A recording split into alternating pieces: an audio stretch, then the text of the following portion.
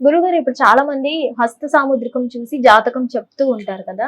అసలు మన హస్తకం చూసి చెప్పొచ్చు అంటారా అలా జాతకం? ఖచ్చితంగా. ఓకే. వాస్తవానికైతే శాస్త్రములు చాలా విధాలు తల్లి. ఓకే. తాళపత్ర గంధరేఖ బట్టి ఉమ్. జాతక చక్రాన్ని చెప్పవచ్చు.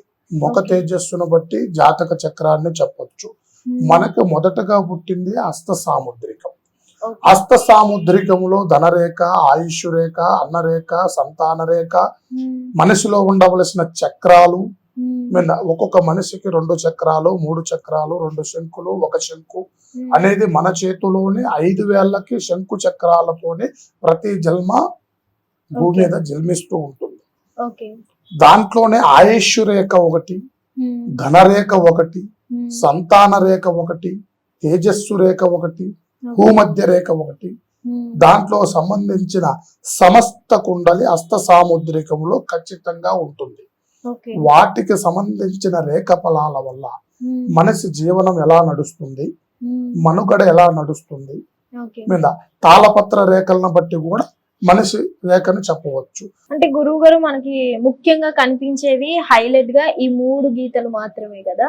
సో ఈ 3 దేనికి సంబంధించి? ఆయుష్ రేఖ, సతిపతి రేఖ, ఓకే. అన్న రేఖ, ఉమ్. ధనరేఖ, ఓకే. అర్థమైందా తల్లి, సంతాన రేఖ, సతిపతి రేఖ. ఓకే. మీద ఈ రేఖలు అనేది ప్రతి మనిషిలో ఉమ్. ప్రతి జీవనంలో ఒక్కొక్కరికి ఒక్కొక్క విధమైన నడవడిలో ఉంటుంది. ఓకే. ఒకరికున్న రేఖలు ఒకరికి ఉండవు. ఓకే. మీద ఒకరికి ఉండవలసిన బొటపునేల ముద్ర ఉమ్. ఇంకొకరికి ఉండదు. సమస్త జీవకోటి జననం నడుస్తున్న మన దేశంలో ఉమ్. ఒక ముద్రిక అనేది, ఒక వేలు ముద్రిక ఇంకొక వేలు ముద్రిక అనేది ఉండదు. ఓకే. ఏ జన్మకు అది ఒకటే మనకు తెలుసుకోవాల్సింది. ఉమ్. జాతక చక్రం కూడా ఒక మనిషికి ఉండవలసిన జాతక చక్రం ఇంకొక మనిషికి ఉండదు. ఉమ్. ఎవరెవరి జాతక చక్ర బంధనలు వారికే ఉంటాయి. ఓకే. అర్థమైందా తల్లి?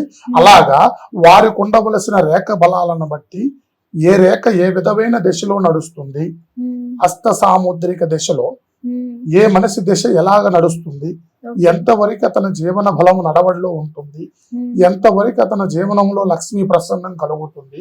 అంటే గురువు గారు కొంతమంది ఇది ఇక్కడ వరకే ఉంది, ఇక్కడ వరకే బతుకుతాం, ఇది ఇక్కడ వరకు ఉంది, లవ్ మ్యారేజ్ అవుతుంది అని చెప్తుంటారు కదా. ఇది వాస్తవం? వాస్తవానికి ఆయుష్ రేఖలో గండాలు ఉంటాయి.